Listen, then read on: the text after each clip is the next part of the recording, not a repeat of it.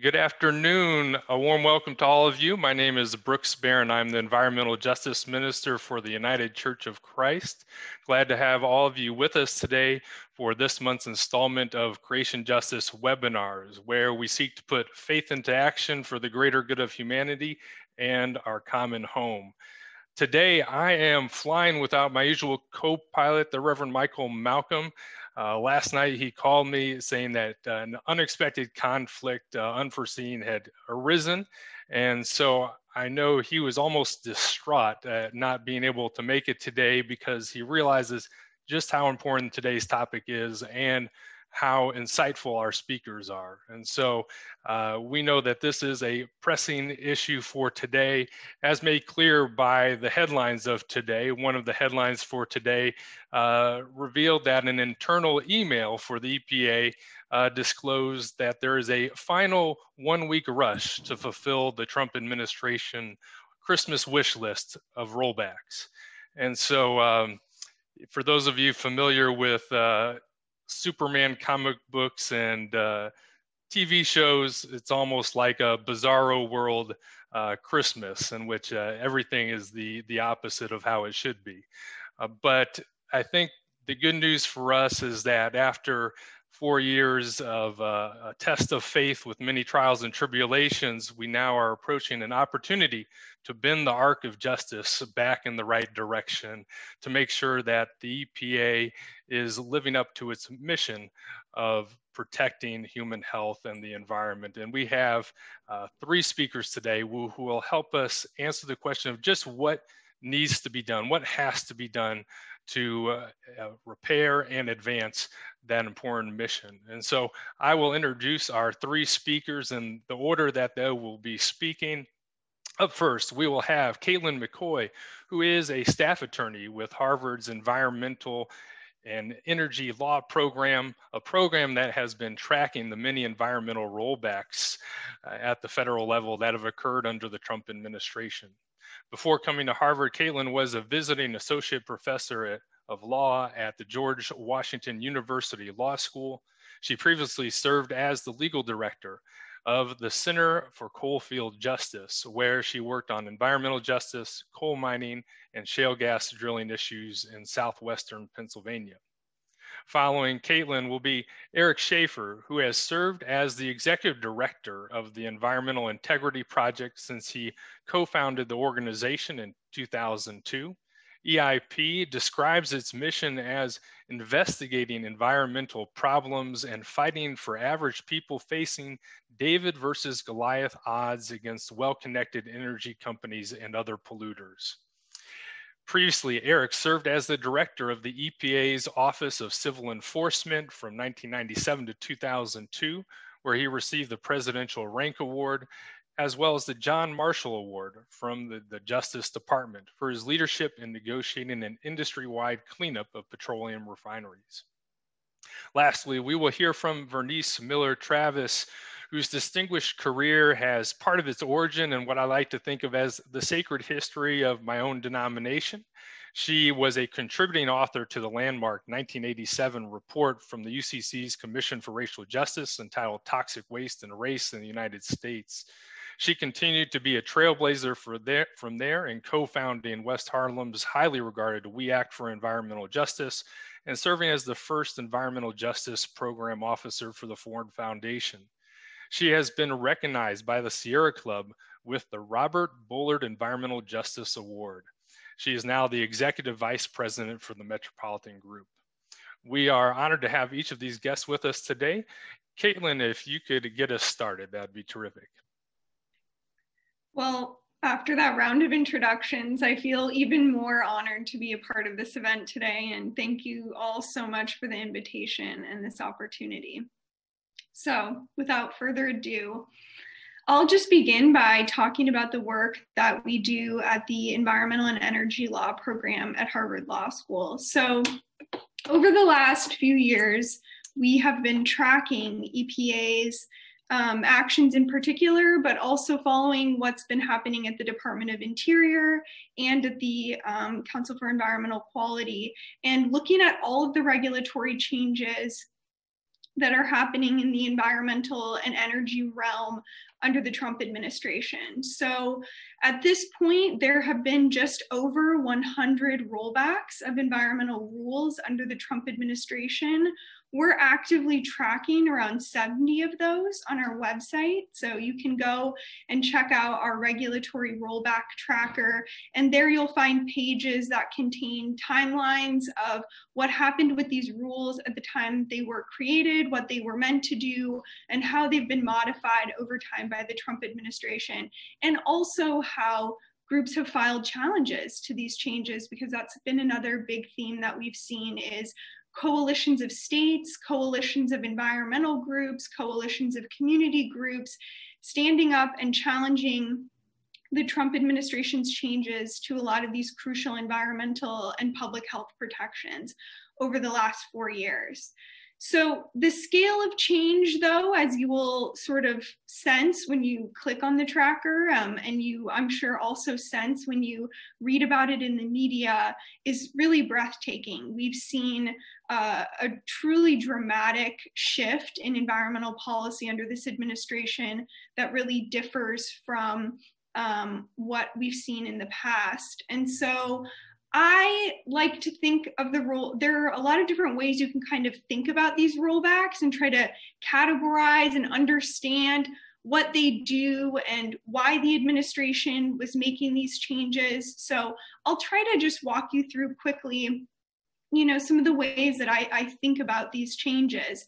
So I think first, if we think about it chronologically, at the beginning of the Trump administration in early 2017, you know, we saw some executive orders that outlined some changes by directing agencies like EPA to review and potentially revise some rules that had been put in place by the Obama administration. So that gave us a quick and sort of early outline of where the Trump administration was going. And there weren't a lot of surprises there in those early days. We saw the Trump administration targeting programs and policies that seemed to be contrary to its agenda and views on environmental policy. And like I said, it wasn't surprising to see that President Trump asked EPA to reconsider the Clean Power Plan, for example, which is a rule that would have required reductions in CO2 from the power sector and was a key part of how the United States was going to comply with the Paris Agreement. We also saw them target the Clean Water Rule, which is a rule created under the Clean Water Act, basically outlining which waters and wetlands here in the United States get the protections of the Clean Water Act. And then we also saw the president directing EPA and the Department of Transportation to take another look at the corporate average fuel economy standards and the greenhouse gas standards for cars and trucks. So these are the standards that say, you know, how much fuel efficiency cars should be achieving, and how many grams per mile of CO2 should be coming out of the tailpipe of your car. And that's super important because transportation is a huge part of our greenhouse gas emissions here in the United States and actually exceeds the power sector at this point in time. So that wasn't too surprising to see up first those changes that the administration was already starting to take early action on. But over time, we started to see the administration focusing on standards and programs that even the industry in those areas was supportive of maintaining. So that's when things got a little strange, right? We saw that the administration was launching new efforts in those areas or taking rollbacks further than the industry seemed to want. And you saw industry groups coming out in opposition of some of the changes that the Trump administration was putting forth, which was really surprising, I think, for a lot of people. We saw this in areas like the mercury and air toxic standards for power plants, which basically is about how much mercury you can emit through a smokestack of a power plant.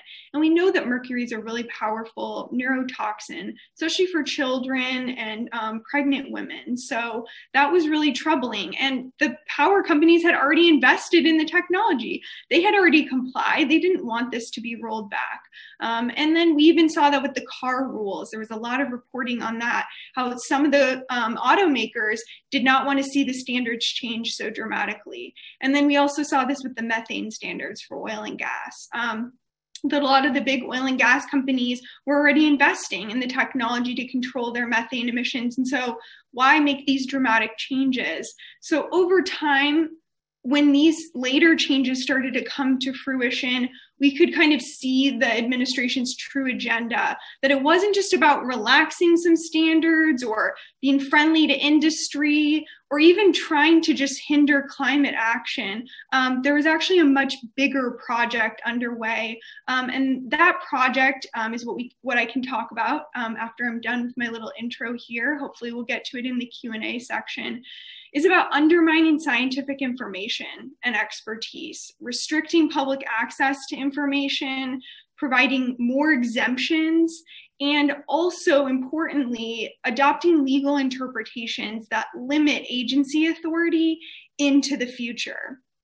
So we launched another tracker that's just focused on EPA, because we know EPA's mission is to protect public health in the environment. And with these significant attempts to undermine how the agency works, we worried that the agency would not be able to maintain its mission over time. And so, as you noted, now in the final days, we see the administration rushing to finish outstanding changes and rollbacks. And some of these really cut to the heart of what I was just talking about, these changes to the way the agency operates and the type of science they can consider. And those really lead to big changes in the amount of protection that we have. So those changes are like the cost benefit rule for rules under the Clean Air Act, and this transparency in science rule, as it's called. So we can get to all of that later. I'll finish talking, but that's just some of the ways that I think about the changes that we've seen over the last 4 years. Thank you so much, Caitlin, for that overview, and terrific job. We'll now turn things over to Eric. So I just want to start by echoing what Caitlin said about the attack on the infrastructure that supports environmental decision-making. That is frequently invisible or unintelligible because it's all done in jargon. It's critically important, and it's seriously weakened EPA. I was really excited to hear that you know, how clearly Caitlin presented that problem, because I think it's one of the big ones that the Biden administration is going to face coming in. So just by way of introduction, I'm in Tacoma Park, Maryland. We do work nationally. We do have an office in Texas. We have staff in Pennsylvania that do direct work on environmental permits and bring citizen suits on behalf of community organizations. We do a lot of work with data. So having access to information about pollution and its impacts is really important. It's critical to EPA, but it's also important for public interest groups. So just and we're sort of a in and out members of the All Souls Unitarian Church in downtown DC, and as my oldest son says, but it's not even a religion. Speaking of Unitarianism, but you know, I don't think that's quite fair. We've been happy there. I want to heft the statute book. These are just the laws, not counting the regulations that EPA issues.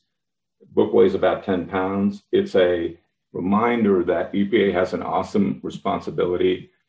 You know, unlike the last 4 years, its job is to protect the public from polluters and not to protect polluters from the public, which is so obviously where the Trump administration's been going. To do all of that, EPA has just over 14,000 people on the staff, scientists, lawyers, engineers, critical support staff. That's about as many people in their workforce as EPA had under the Reagan administration in the late 1980s, because its budget has been cut continuously for more than a decade.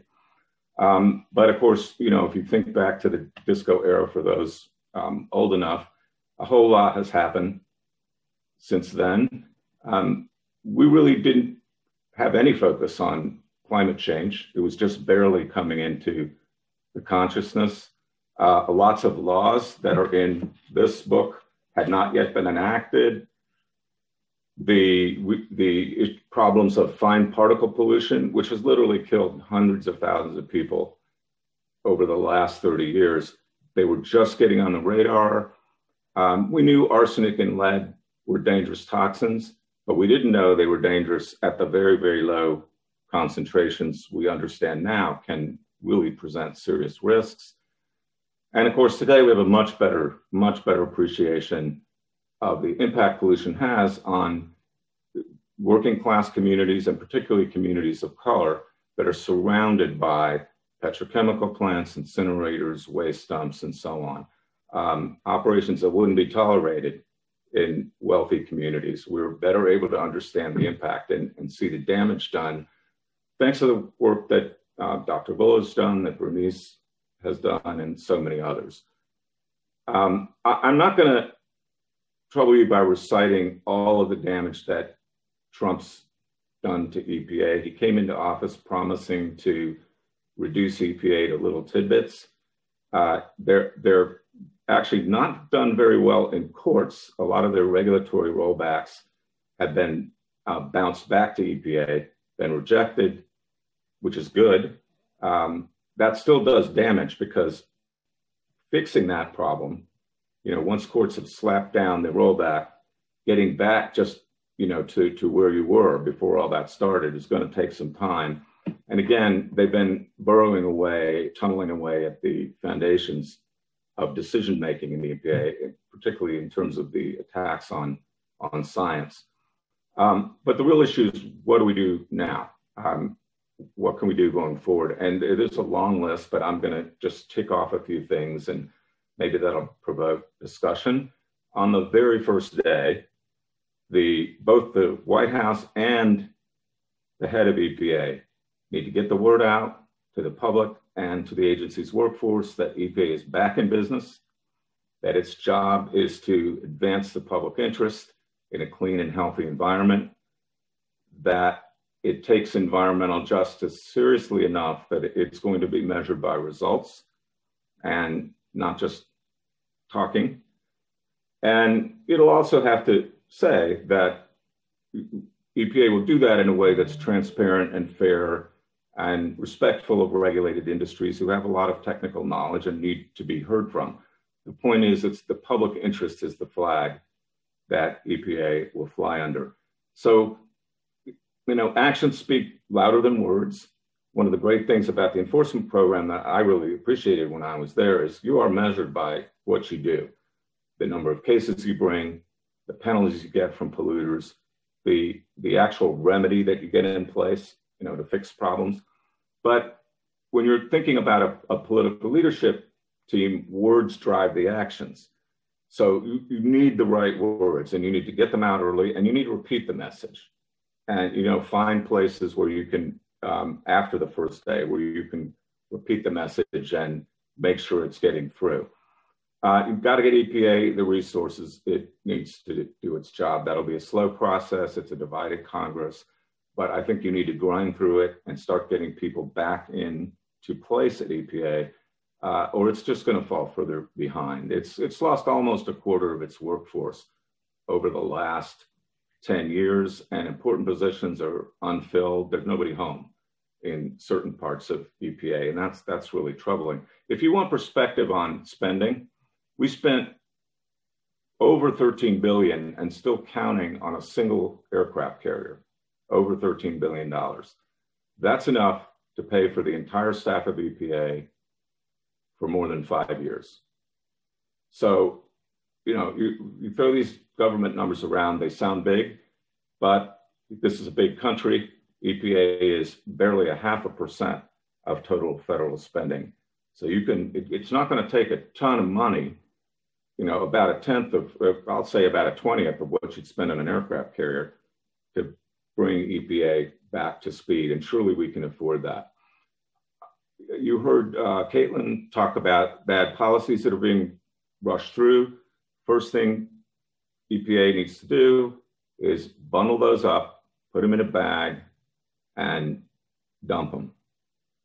If it's a policy and not a rule, you can pull a policy.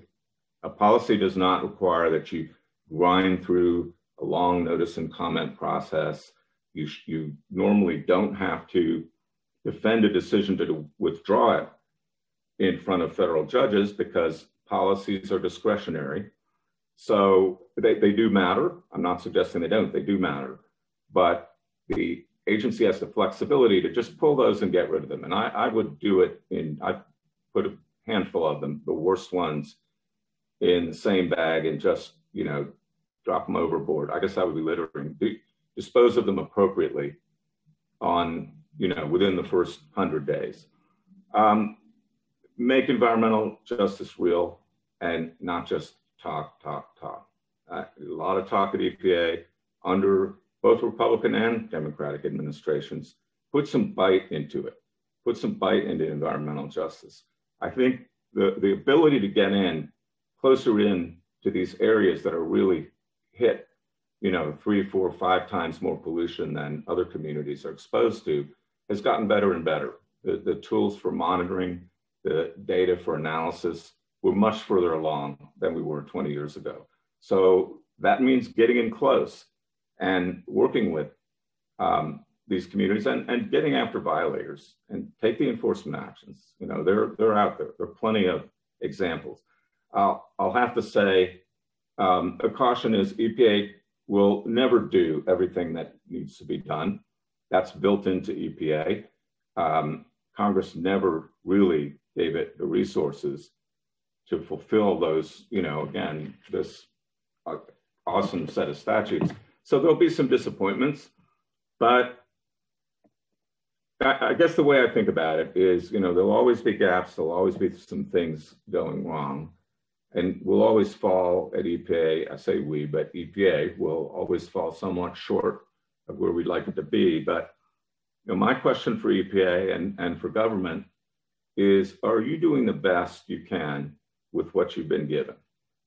I think that maybe that's a yardstick for, everyone, but for government, that's the test. Are you doing the best you can with what you're given? If we think about it that way and give EPA our support, at least when they're doing the right thing, I think we'll see some big improvements.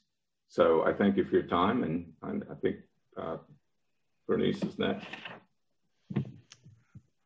Thank you, Eric. And we'll turn things over to Vernice. Thanks. Thank you all, Caitlin and Eric, for that wonderful categorization of the challenges that US EPA is facing and the entirety of federal government, but particularly the energy, environment, natural resource sector of the federal government has taken a real big hit. And why is that?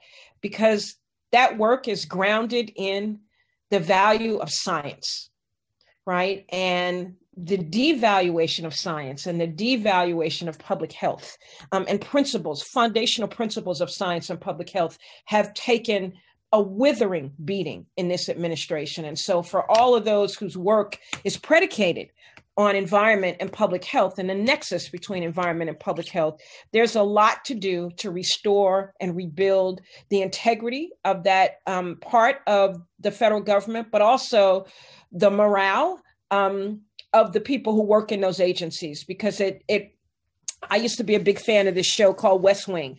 And I don't know if you all remember that show, but there was a scene in that show once that really resonated with me. And it was a conversation between two of the principal people in the communications office. And one person said to the other, it's not just that you don't like the things that Republicans say, you hate Republicans, right? You hate Republicans. And I remember thinking, that's really strong. But in this instance, these folks really hate the people who work on environmental issues, who work on public health issues. They really, really devalue what they do and devalue who they do it for. And of course, who they do it for is all of us as Americans, as American citizens, and as everyone who resides in this country. So we are in a deep hole. Have we been in this deeper hole before? I don't think so. Eric, I'm gonna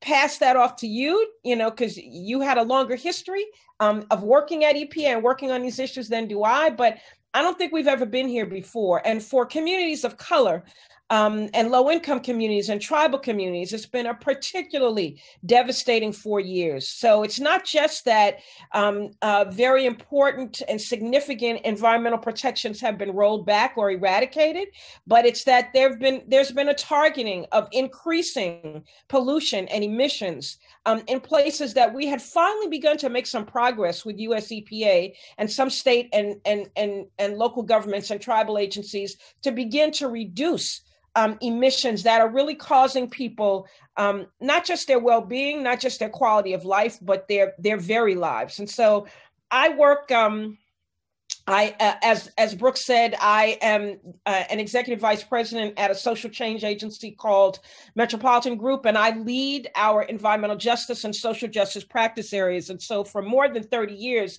I've worked at the nexus of these issues. And Brooks was also right in sharing that my first foray into this work and the thing that set the path for the work that I would do for the rest of my life was the extraordinary good fortune I had to work at the headquarters of the United Church of Christ when it was in New York City, in Midtown Manhattan on Madison Avenue and 27th Street. I'm from New York, and I worked for the Commissioner for Racial Justice, and we rolled out this report that was a part of the Special Project on Toxic Injustice that was supported by the entirety of the United Church of Christ. And we undertook some research. And the hypothesis of the research was to look at a few things. And the reason that we undertook this research was because UCC churches in South Carolina and North Carolina in particular were calling up to the national church, to the headquarters, to the Civil Rights Division, the Commission for Racial Justice, to say that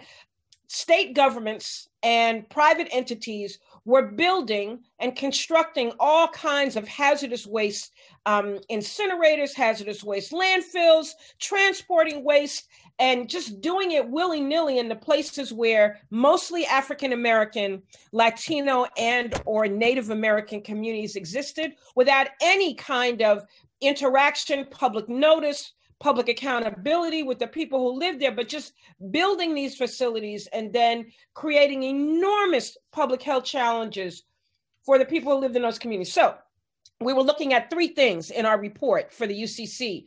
The location of all the known Superfund sites. Those are sites on the national priorities list that EPA keeps, the dirtiest of the dirty, the sites that are known and thought by EPA to pose imminent threat to human health and the environment. Where were those sites located? What residential zip codes were those sites to be found in? And what was the racial composition of the zip codes where those sites were located? And lo and behold, our data came back and showed us that race proved to be the most statistically significant indicator in where those sites were located.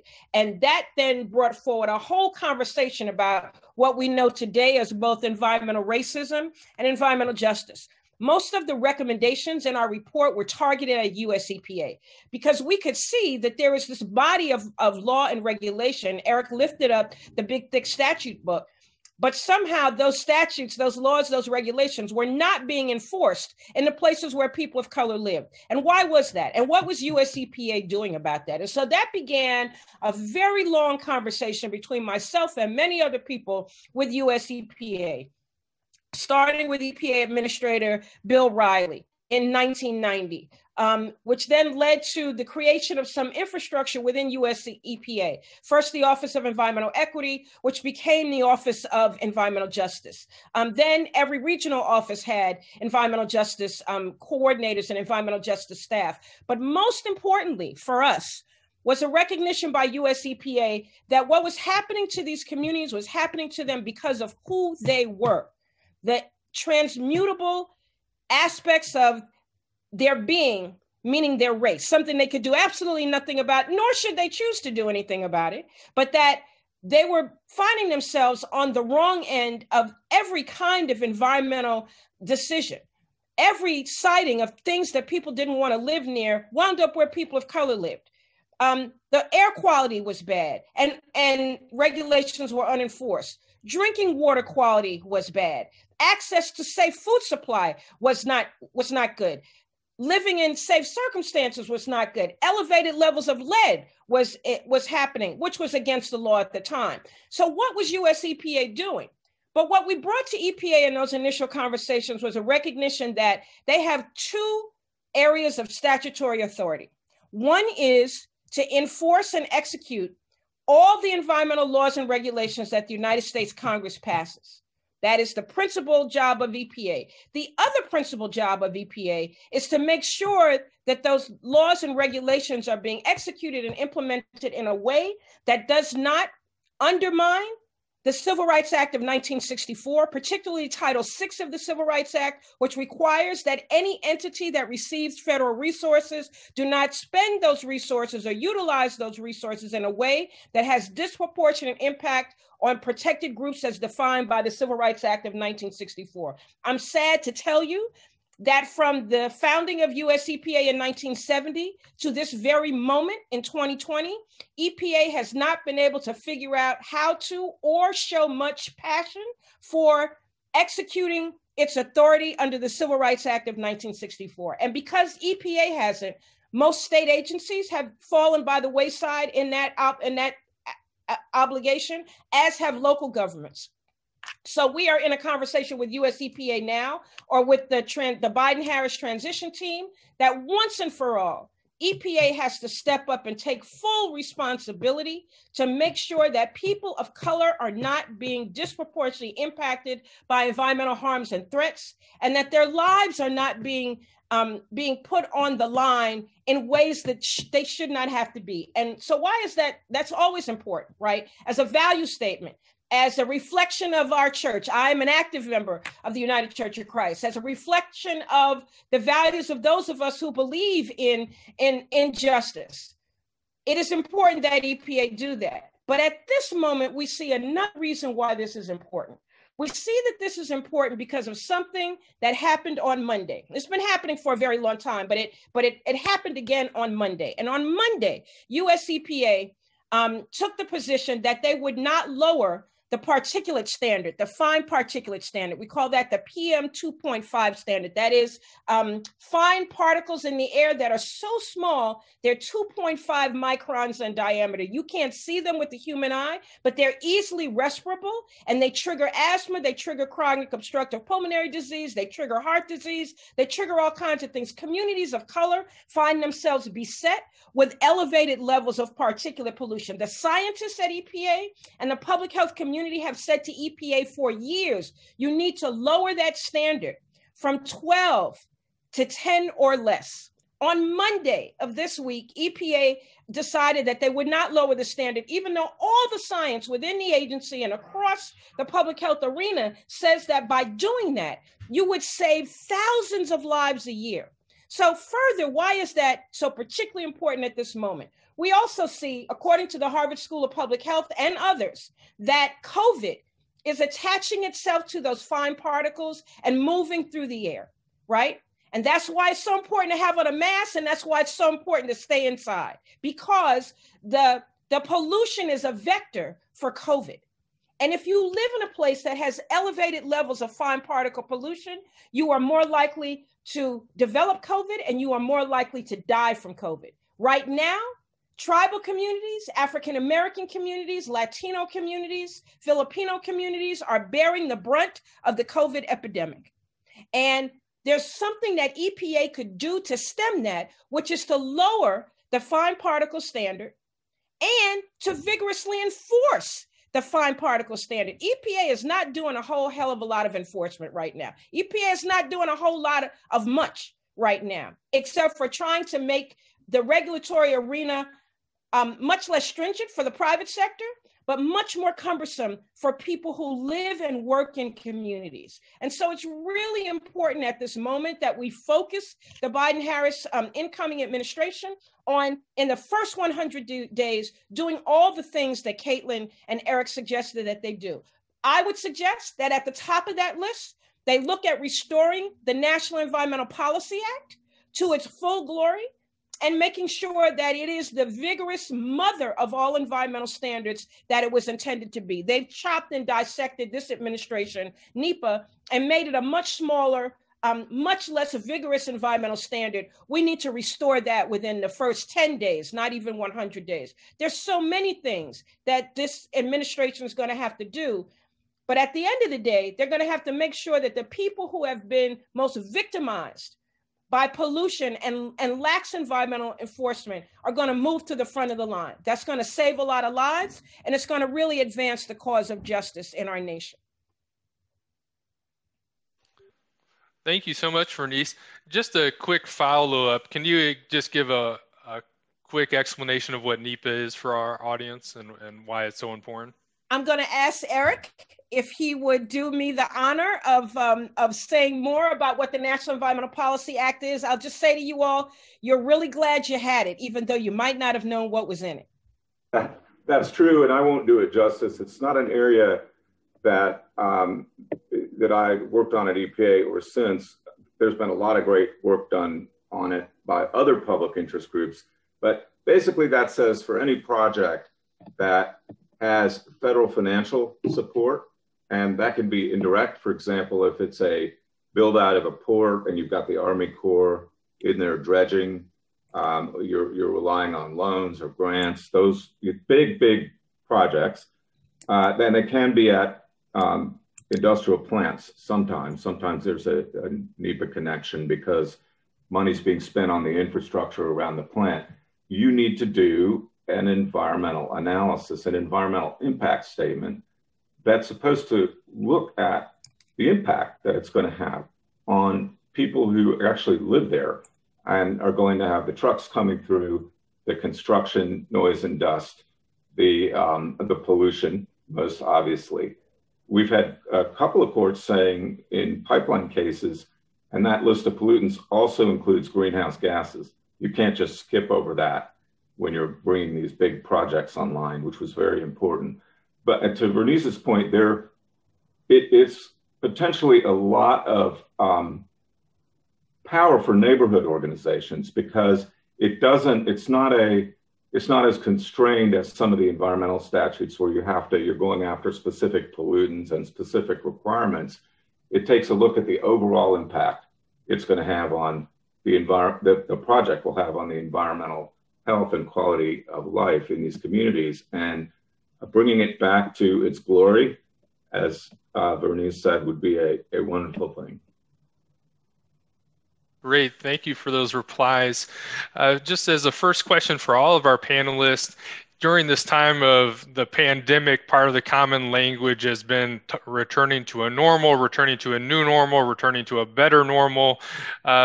With reference to the Clean Power Plan and the inappropriately named Affordable Clean Energy rule, what do we want? I mean, I've heard that the Clean Power Plan the goals would be met even without any rules being in place. What do we want to?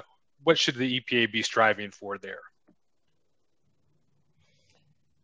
Specific to the Clean Power Plan?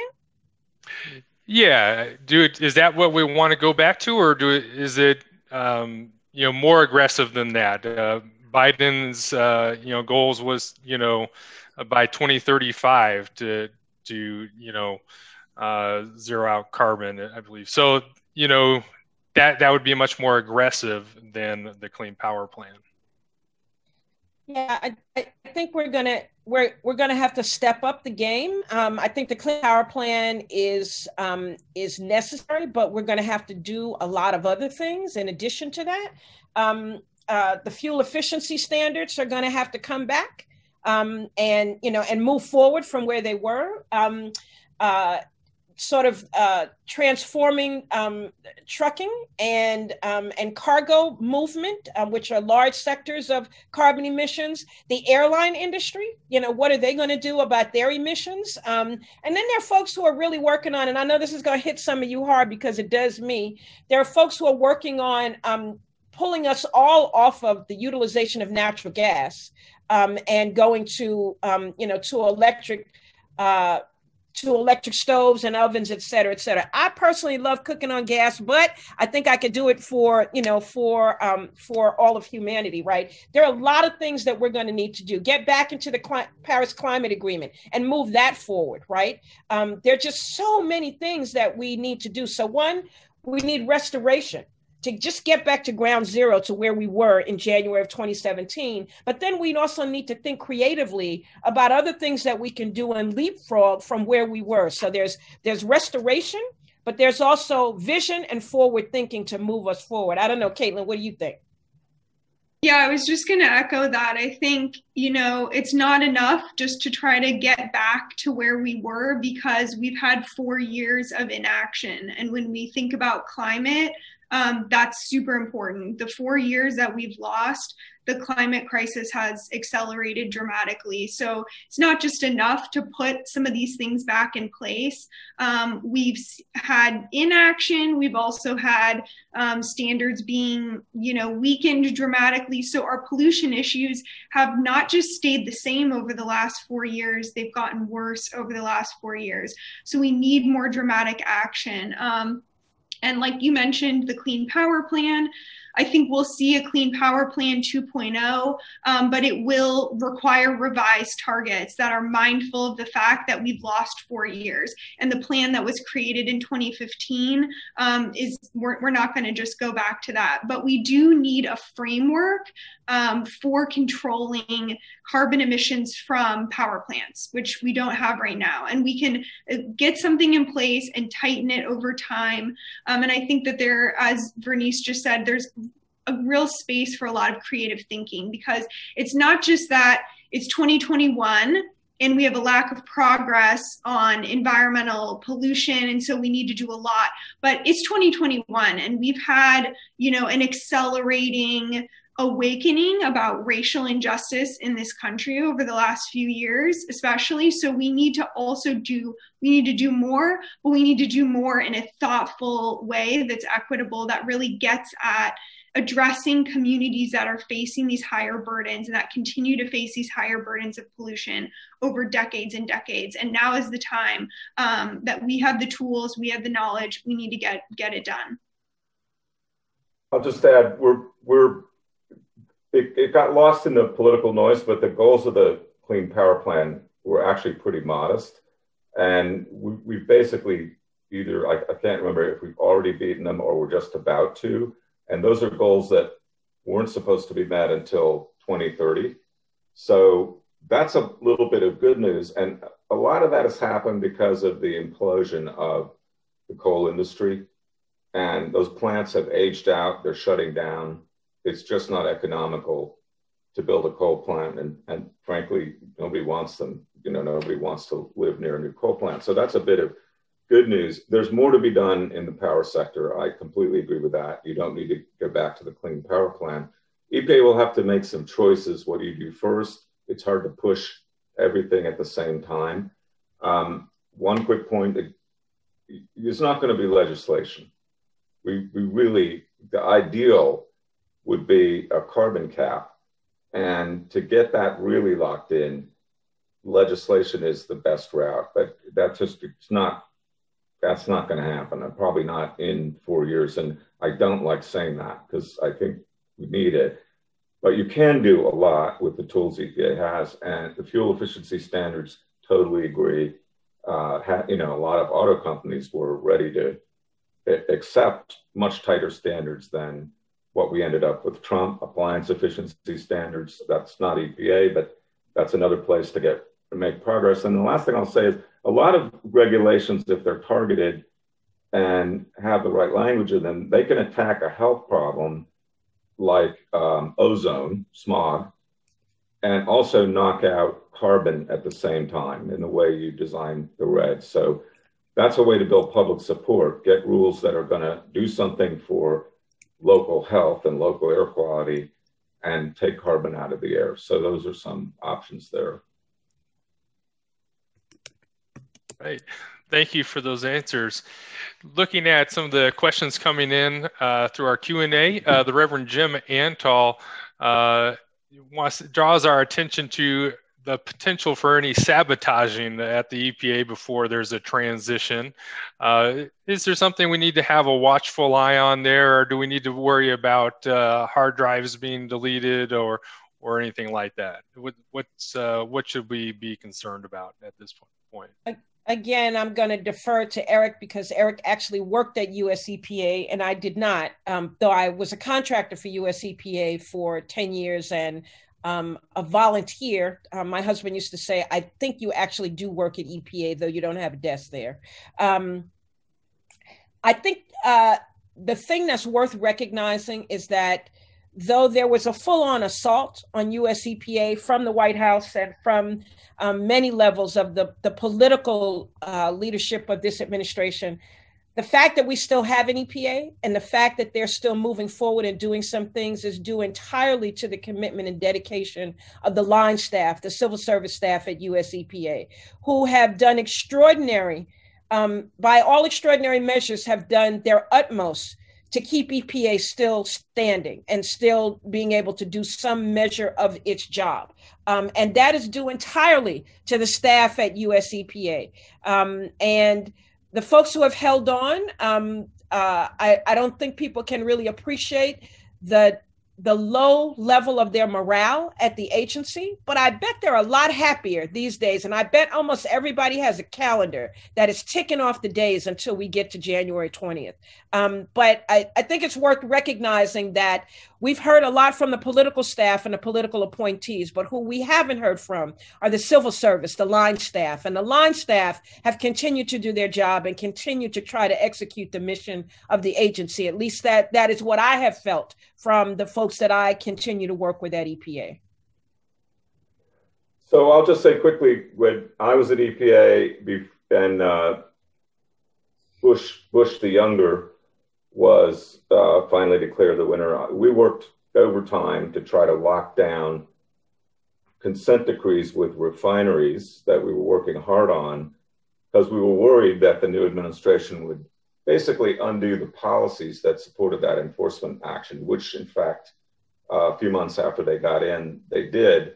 And EPA eventually recovered ground on that, but lost time. So we worked literally had one signed on the day of the inauguration to get it finished. That's getting stuff across the finish line that's positive for the environment.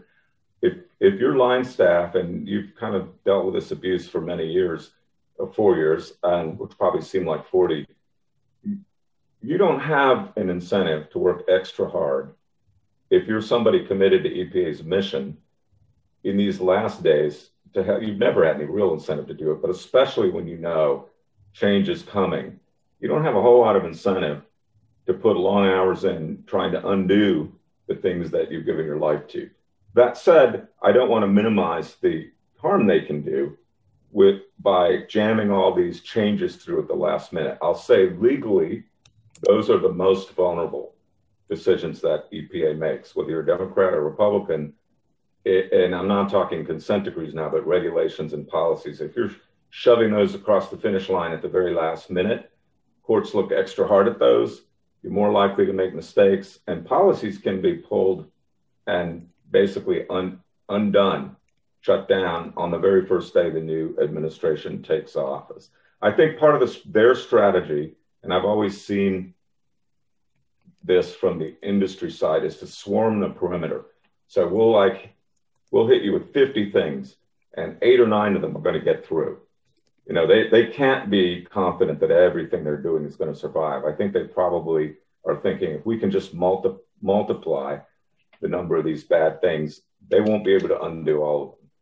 And I think the next administration needs to show them they're wrong and start really early doing that.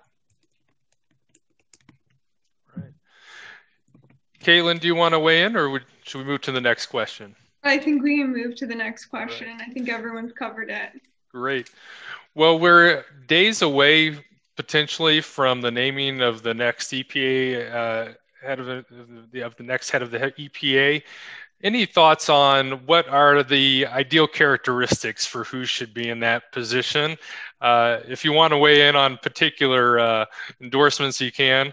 But but really, what do you think, would be ideal for that EPA administrator to come in and do, and what kind of qualities are we looking for in that person? Well, I'll just start by saying that though we've had EPA administrators in the past that have paid lip service to environmental justice, in my opinion, we've only had one that really made these issues a priori, and that was Lisa Jackson.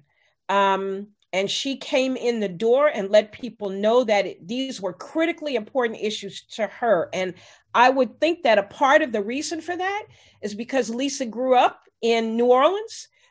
She grew up near the Lower Ninth Ward. And anyone who's from Louisiana can tell you chapter and verse about what it means to live where industry is prized over human health and the environment. A friend of mine, Dr. Beverly Wright, who runs the Deep South Center for Environmental Justice in New Orleans, used to say whenever they had an upset at a refinery or a chemical plant, that her father would say, smells like money, right? And it probably would be, some hideous environmental contaminant, but that's what folks were taught, that smells like money. Valuing human life and valuing all human life, and seeing that civil rights protections and equal protection before the law are paramount responsibilities from EPA.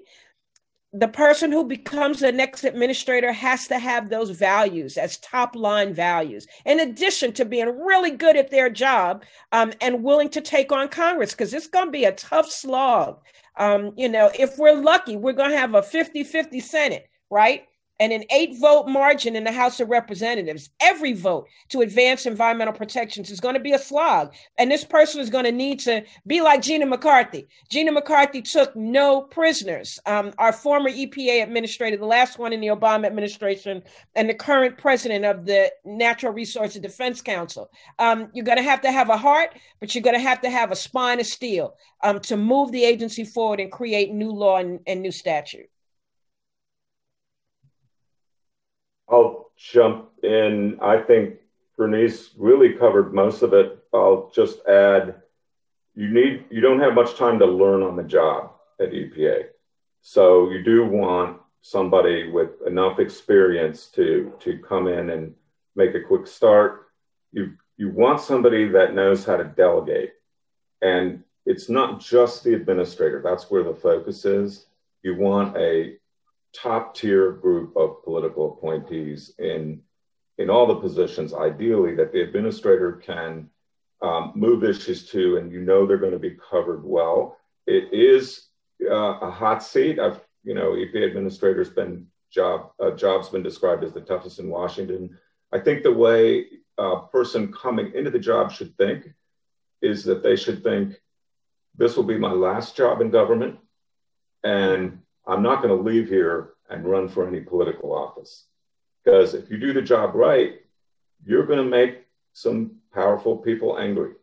And you should understand that, come in knowing that, consider it a great honor to be in the position.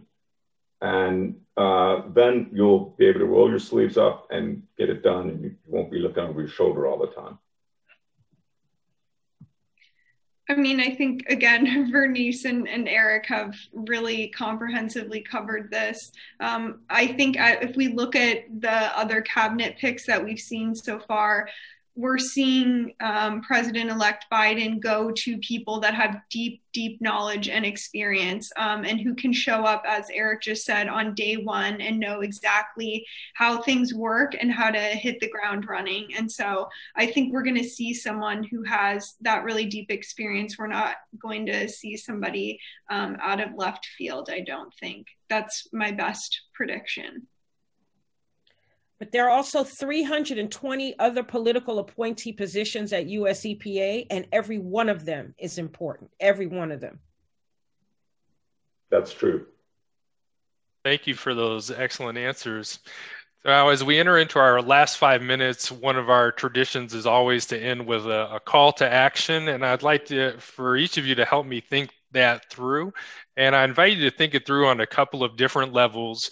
One is a general level of advocacy. If you really want to see something that is going to be a more aggressive approach to carbon, or if you really want to see a thorough enactment of NEPA, what does one do? And then another level of that question is also if you are at a local level. And here I'm thinking just for a concrete example, we partnered this past year with Eric's organization to identify 100 super polluters for toxic air emissions in the United States. One of those was right here in Cleveland. And so it's a metal fabrication. Kids are breathing in kind of the airborne version of Flint, Michigan, breathing in heavy metals. But then you find out that these emissions are all legal, right? And so what does one do in those circumstances if you're thinking, well, what can I do advocacy activism wise with regard to the EPA if I'm in that kind of local situation? So two approaches there, the general advocacy level, and then if one's coming from kind of a local concern level. I'll start. I would say, like, on the bigger scale, one thing that people could do is once the Biden administration starts to get the wheels turning on all of these regulatory changes, they'll be putting these changes into the Federal Register, and then they'll be open for comment. And so, they will be proposing to revoke or rescind a lot of the things that the Trump administration has done, and also proposing new rules and new approaches. And whenever that happens, those proposals are open for comment. And so people should, if they care about these issues, submit a comment. And it can just be as simple as, I support restoring NEPA because I care about environmental protection. Send. I think people get intimidated about engaging in these processes. And it's unfortunately kind of like that by design. There's a lot of jargon. It can be really intimidating to see thousands of pages of all this technical information. But at the end of the day, if you do care about environmental protection, it matters to have your voice heard and, be that, add to that side of the scale that supports taking action, because that the industry groups with their, well-paid attorneys will be there submitting detailed comments. But, if you can get a critical mass of friends and people, in your community and partner with local groups that often bring people together to submit comments, that can be a powerful way to get engaged on a federal level, which can sometimes be hard and feel disconnected. But that's something you can do. And you can even submit the comments electronically online. So it's really easy these days. And then on a local level, I would say, get engaged if there are, environmental groups in your community, and even just buddying up with a neighbor to go to a local meeting in your community. If it's about water quality, if it's about air quality, if you find out there's going to be a hearing, maybe from the zoning board for a new project that's coming into your community or a community nearby, get a buddy and go to the meeting. Or if everything's still happening virtually, you may not even have to leave your house. You could just do it, go on Zoom, and don't feel intimidated. I think that's the hard part, is feeling like you have to be a scientist or an expert to say something in these meetings, but you don't, because you're breathing the air, you're drinking the water. And so just by virtue of that, your voice matters because you're being affected. So I would say just, don't do your best to not feel intimidated and just ask questions. That's what these elected officials and people in government they're here for you. Great. Thank you, Caitlin, for that response. Eric or Vernice, would you like to chime in? Vernice, you want to go first? No, you go, Eric. Okay, I'll just, those were excellent suggestions. Just a reminder about how the Tea Party hijacked politics. They showed up in person in congressional offices and at town meetings. That's what I think is probably missing from some of the Green Group strategies. And I worked on the Hill for 6 years for a couple of different members of Congress, and I can tell you, and they made us appropriately work in the home office in their congressional districts for weeks at a time to get exposed to the things people were calling and wanting to meet about. There is nothing like face-to-face with a member of Congress. And to be honest, some of the margins are so thin in these races that you get 20 or 25 people that keep showing up, and maybe the next time there are 30. I know it's exhausting.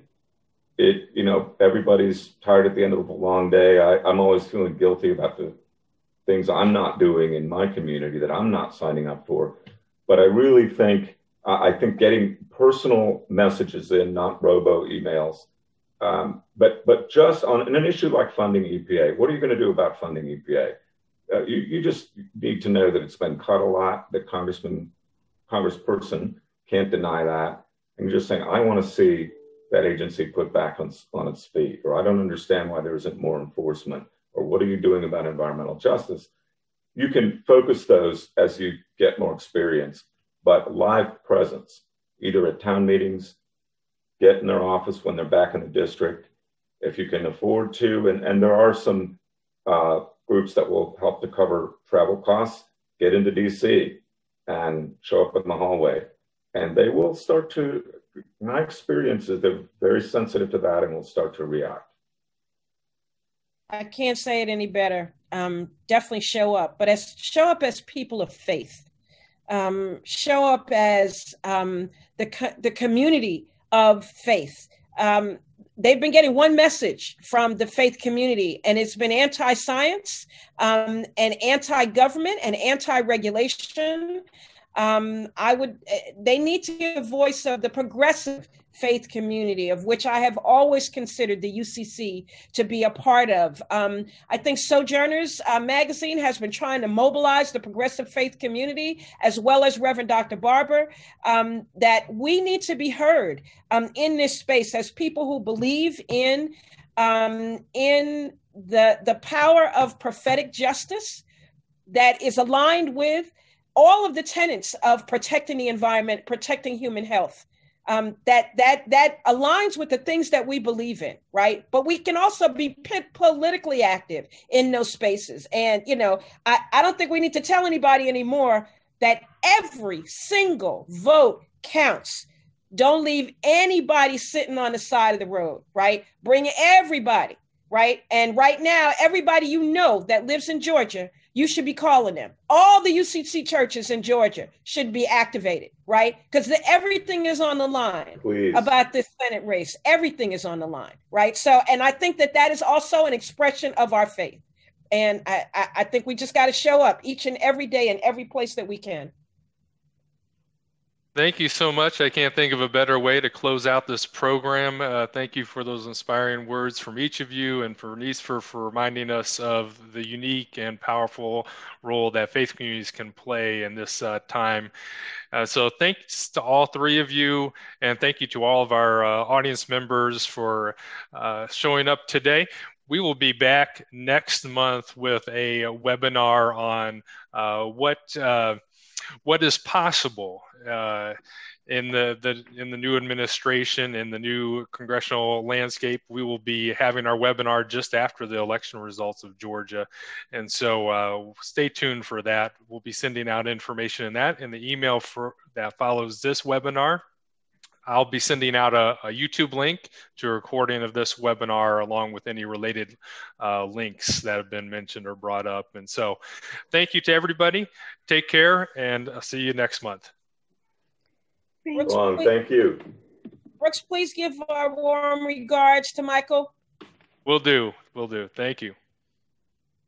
Goodbye, all. Goodbye. Bye.